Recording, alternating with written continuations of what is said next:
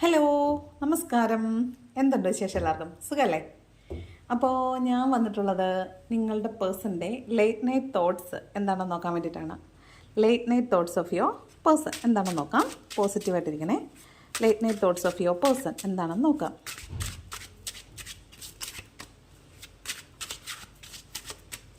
Late night thoughts of your person. ആഹാ, അടിപൊളി. Oh my God. 10 of കപ്സിൻ്റെ എനർജിയാണ്. അപ്പോൾ നിങ്ങളോട് റീയൂണിയൻ വേണമെന്ന് അവർ ഭയങ്കരമായിട്ട് ആഗ്രഹിക്കുന്നുണ്ട്. ചിലപ്പോൾ ഈ വീഡിയോ കാണുന്ന ആളുകളിൽ കൂടുതൽ പേർക്കും നിങ്ങളുടെ റിലേഷൻഷിപ്പ് ഒന്നുകിൽ ഒരു ഹസ്ബൻഡ് ആൻഡ് വൈഫ് സെപ്പറേറ്റ് ആയി പോയിട്ടുള്ളവരാകാം, അല്ലെന്നുണ്ടെങ്കിൽ ഒരു ഫാമിലി പോലെ ജീവിച്ചവരാവാം. ദാറ്റ് മീൻസ് ഫെമിലിയൽ ബോണ്ടേജ് പോലുള്ള ഇൻഡെപ്ത് റിലേഷൻഷിപ്പ് ആയിരുന്നിരിക്കും. ഫിസിക്കൽ റിലേഷൻഷിപ്പ് ഉൾപ്പെടെ ഉള്ള റിലേഷൻഷിപ്പ് ഉള്ള ആളുകളായിരിക്കും സാധ്യതയുണ്ട്. അപ്പോൾ തിരിച്ച് അതുപോലുള്ള റിലേഷൻഷിപ്പിലേക്ക് തിരിച്ചു വരണമെന്നാണ് നിങ്ങളുടെ പേഴ്സൺ ആഗ്രഹിക്കുന്നത്.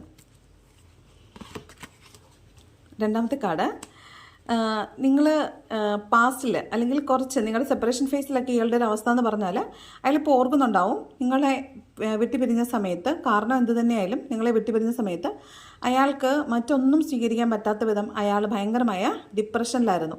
അയാൾക്ക് ഒന്നിനെക്കുറിച്ചും ഒരു പോസിറ്റീവായിട്ടൊന്നും ചിന്തിക്കാൻ പറ്റാതെ തീർത്തും നിർവികാരമായ ഒരവസ്ഥയിലൂടെ ആയിരിക്കും ഇയാൾ കടന്നു പോയിട്ടുള്ളത്. അപ്പോൾ ഇയാൾ ഇതിനെക്കുറിച്ചെല്ലാം ഈ നിമിഷം ആലോചിക്കുന്നതായിട്ട് കാണുന്നുണ്ട്.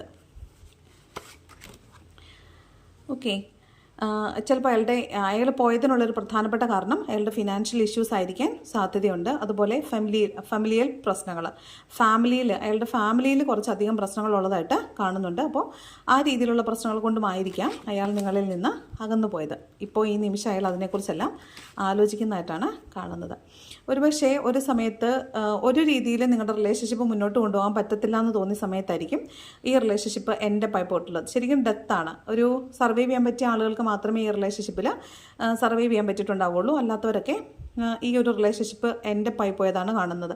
അതായത് ഡെത്തിൻ്റെ മറ്റൊരു അർത്ഥം എന്ന് വെച്ചാൽ ട്രാൻസ്ഫർമേഷനാണ്. ഒരു ചേഞ്ച് വന്നിരിക്കുന്നു എന്നാണ്, ഒരു മാറ്റം സംഭവിച്ചിരിക്കുന്നു എന്നാണ്. അതുപോലെ തന്നെ ഡെത്ത് ആൻഡ് റീബർത്ത് എന്നാണ്, അതിന് റീബർത്ത് ഉണ്ടായിരിക്കുന്നു എന്നാണ് അർത്ഥം. ലാസ്റ്റ് കാർഡ്, ഇപ്പോൾ അയാൾ ഈ നിമിഷം നിങ്ങൾ മുൻപുണ്ടായിരുന്ന നല്ല നിമിഷങ്ങളെക്കുറിച്ച്, നിങ്ങൾ തമ്മിൽ പരസ്പരം പങ്കിട്ട നല്ല നിമിഷങ്ങളെക്കുറിച്ച് ആലോചിച്ചുകൊണ്ടിരിക്കുന്ന നൊസ്റ്റാൾജിയെക്കുറിച്ചുള്ളതാണ് ഈ ഒരു കാർഡ് എന്ന് പറയുന്നത്. വളരെയധികം സന്തോഷത്തോടു കൂടി നിങ്ങൾ പഴയ നിങ്ങളുടെ സ്നേഹബന്ധം ഉണ്ടായിരുന്ന കാലത്തെക്കുറിച്ച് വളരെ സ്നേഹപൂർവ്വം ഓർക്കുന്നതായിട്ടാണ് കാണുന്നത്. ഓക്കെ, അപ്പോൾ ആ കാലത്തെ നൊസ്റ്റാൾജിയയിൽ മുങ്ങിയിരിക്കുന്നതായിട്ട് കാണുന്നുണ്ട്.